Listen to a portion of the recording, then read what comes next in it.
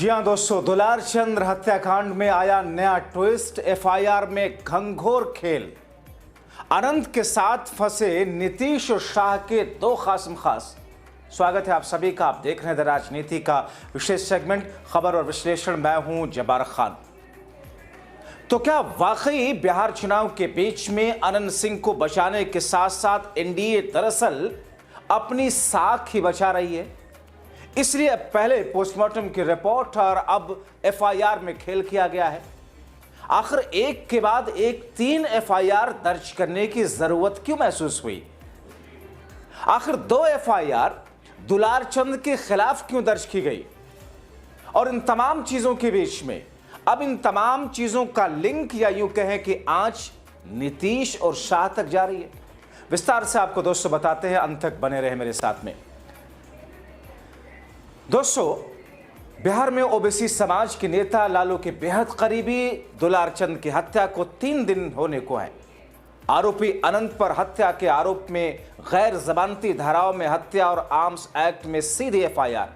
हत्या का आरोपी अनंत सिंह थाने के सामने से गुजरता है, मगर मजाल की बीजेपी जेडीयू के प्रत्याशी और दुलार चंद की हत्या के आरोपी को पुलिस गिरफ्तार कर पाए। जबकि दोस्तों सब कुछ सामने है। घटना के वीडियोस जहां पर अनंत था, घटना के चश्मदीद जो अनंत को गोली चलाने वाला बता रहे हैं, घटना पर आरोपी को गोली चलाते देखने वाले लोगों का बयान, सर्कमस्टेंशियल एविडेंस भी, मगर चुनाव आयोग खामोश है।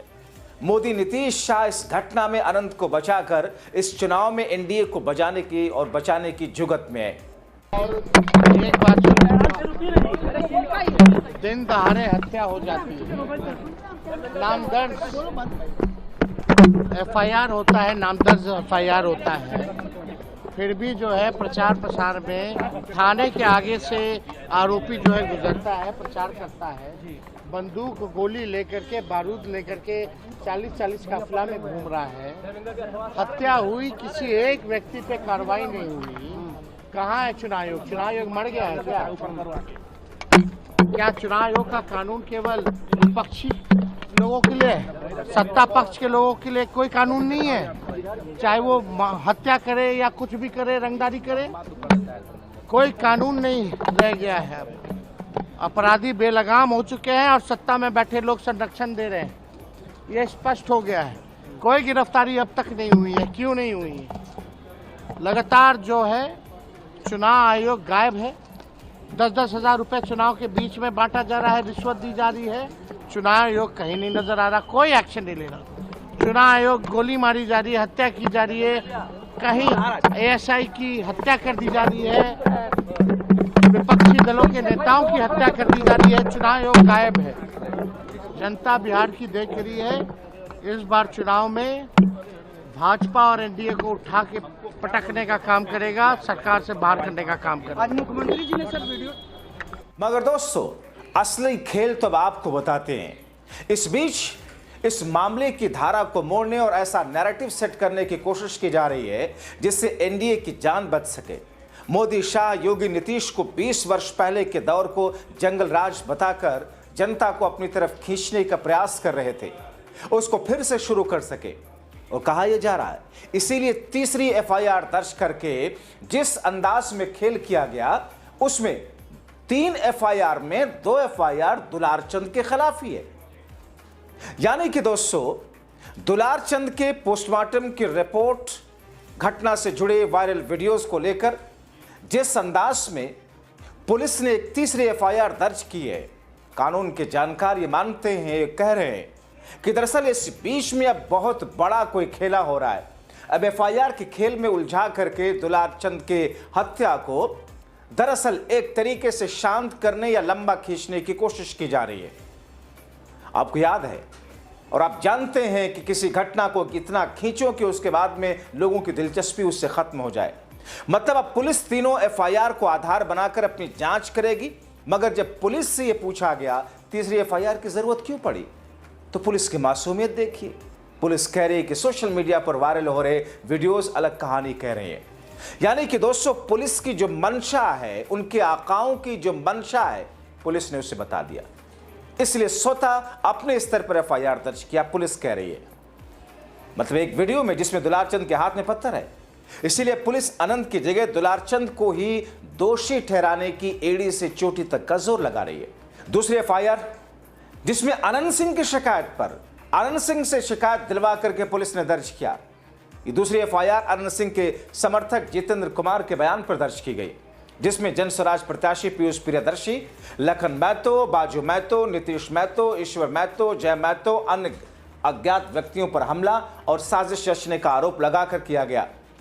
बीएनएस 2023 की धाराएं 126(2), 115(2), 109(1), 324(9), 352, 351(2), 35 लागू की गई। जबकि पहले एफआईआर आप जानते हैं कि दुलारचंद के पोते नीरज कुमार के बयान पर सबसे पहले भदौर थाना में दर्ज की गई थी, जिसमें अनंत सिंह, राजवीर सिंह, कर्मवीर सिंह, छोटे सिंह और कंजम सिंह को नामजद एफआईआर में नामजद हत्या का आरोपी बनाया गया। दोस्तों, नीरज की ओर से थाने में दिए गए इस आवेदन में लिखा गया था कि गुरुवार को प्रचार के दौरान अनंत सिंह अपने समर्थकों के साथ पहुंचे, मेरे दादा दुलारचंद यादव के साथ बकझक करने लगे। इस पर विवाद हुआ। अनंत सिंह के दोनों भतीजे वहां आ गए। उन लोगों ने गोली चलाई जो कि दादा के पैर में लगी। इसके बाद छोटे और कंजम सिंह ने थार गाड़ी उनके ऊपर चढ़ा दी, जिससे उसकी मौत हो गई।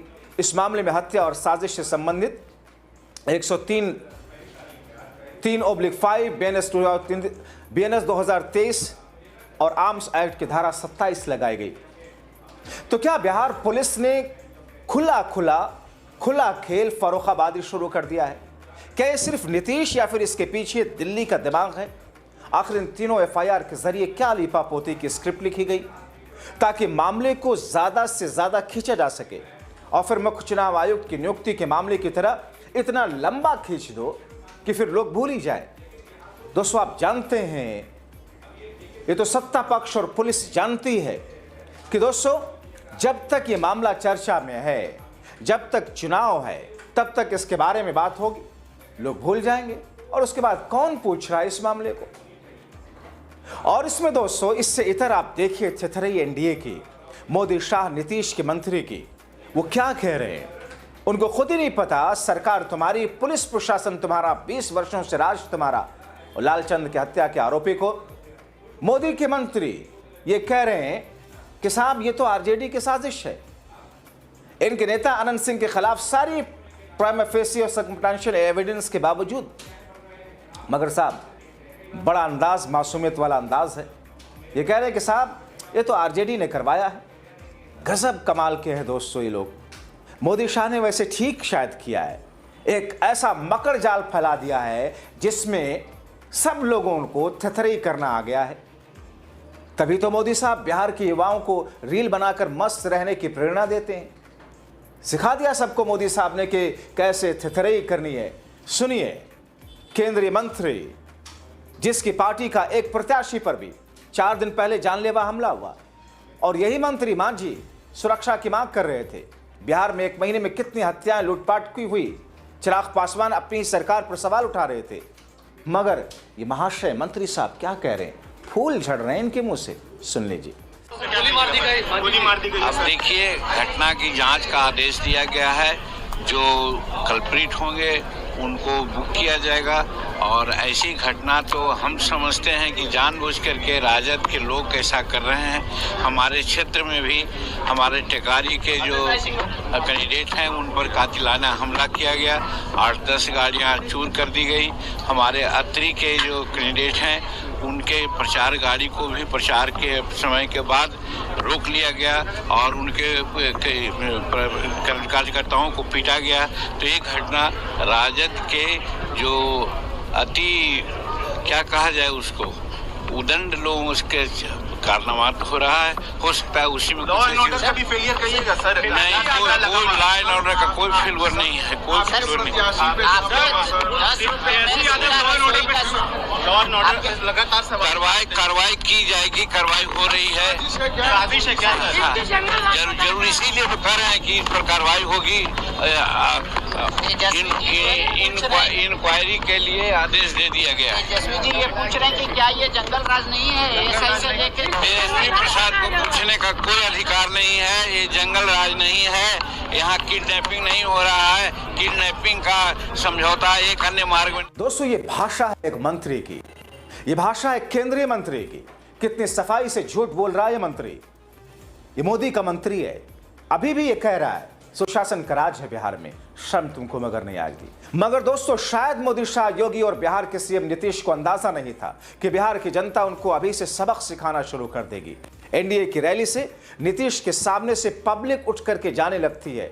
बिहार के सुशासन बाबू रोकते रहे, मगर जनता राहुल राहुल कहते वहां से निकल गई।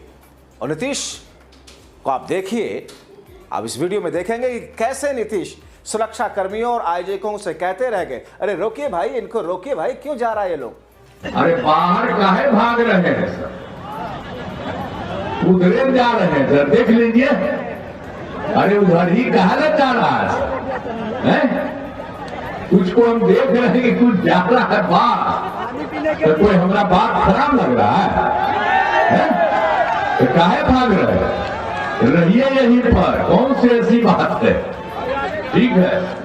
और दोस्तों, ये बिहार में सिर्फ दुलार चंद की हत्या नहीं, बल्कि मोदी के चुनावी क्षेत्र में बिहार की बेटी के साथ दरिंदगी से दुराचार करके निर्ममता से हत्या कर दी गई।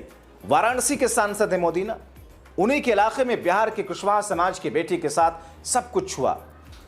और वहां हिटलर शाही वाले प्रशासन को देखिए, परिवार की अनुमति के बिना हाथरस की तरह अंतिम संस्कार कर दिया, जला दिया।